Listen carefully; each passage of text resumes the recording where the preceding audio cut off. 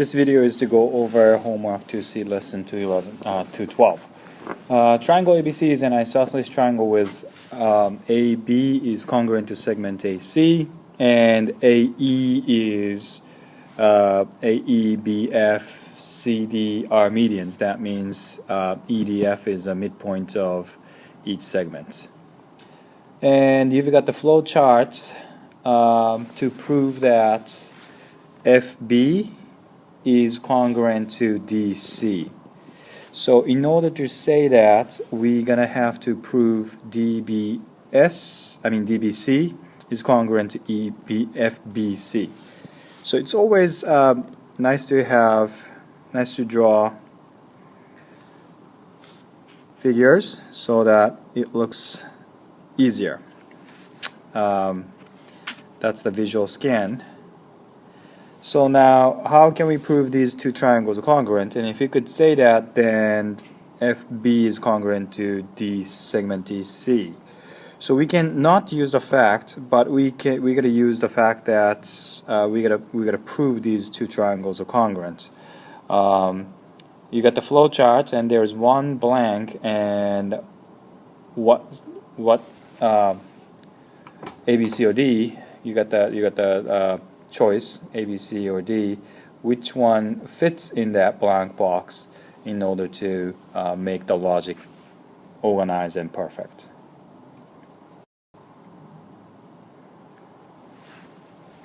Problem 5. We have kite. Doesn't say kite, but says HJ is congruent to HL, and JK is congruent to LK, and the intersection inside the kite is M, and prove that HJM, so the triangle HJM, is congruent to HLM. So in order to prove these triangles are congruent, we got to use the triangle congruence theorem, which is SSS or SAS or ASA or AAS. So use one of those to prove that. Problem number 6. We have line H, J, F, G. Oops, no, this is not the one. That's J, F, G, E, and a K. We have those points. And the intersection is G.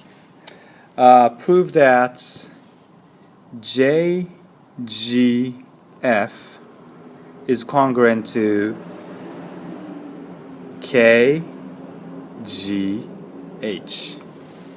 So we gotta use the vertical theorem, I believe, and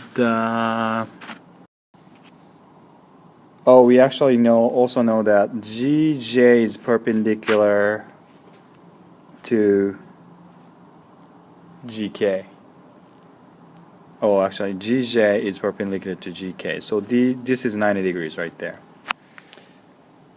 Now we gotta prove that this angle is congruent to this angle. Oh, we also have GF, which is this one, is congruent to GH. This is another 90 degrees. So we can tell that if this is 90 degrees right there, then we can tell HGF is 90 degrees as well. Right? Then also we know that JGK is 90 degrees. So use this fact to prove that KGH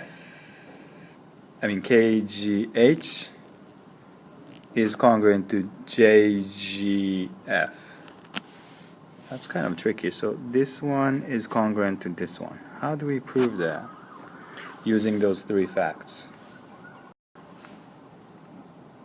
Problem 7. We have very complicated one. We have FACG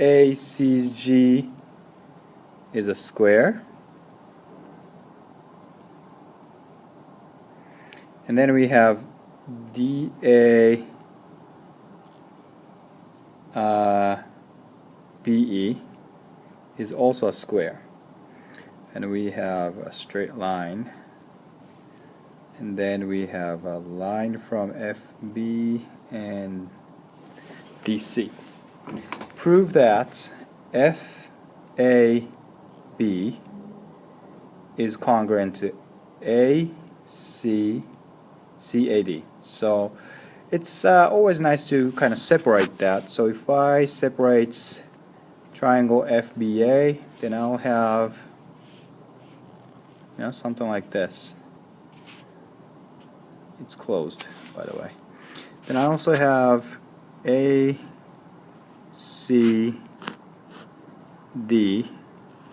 something like this. And also let's put the tick marks. We know FA is congruent to AC, which is congruent to CG and GF. So AF is congruent to AC, right? And also that's actually the hint. What else can we tell? So we definitely need, in order to prove these triangles are congruent, we got to use the triangle congruence theorem, those triplets. So which triplets can we use for this?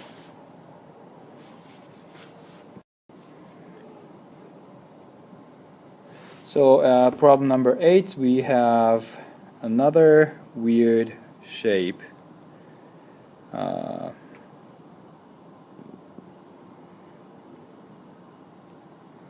Something like this. We have M, L, N, K, J.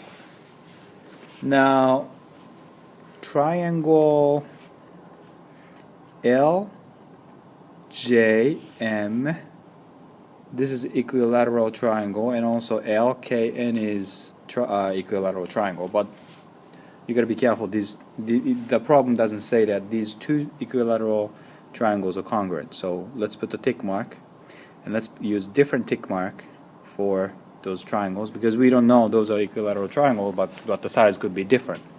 So how can we use these facts to prove that MK is congruent to NJ? Okay, so maybe here's the hint. Maybe we want to think about two triangles, MJK and NJK. If we can prove these triangles are congruent, then we can prove, if we could prove these triangles are congruent, then we can say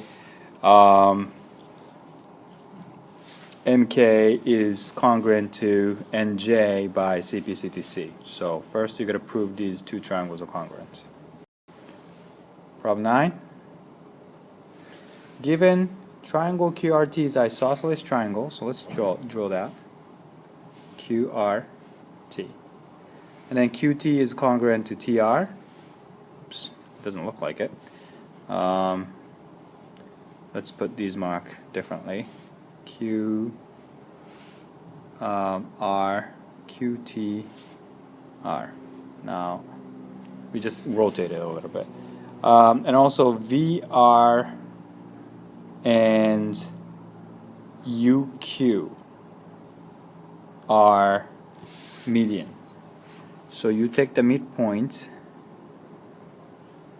and you take U. Yeah, you take U. And also you take V. Oh, no, not this one. Sorry. Not that one. U and VR. That's the median. Okay? And then prove that VR is equal to UQ. So these two lengths are the same. So again, maybe you can walk on this triangle and this triangle to prove that first, to say that the length is the same.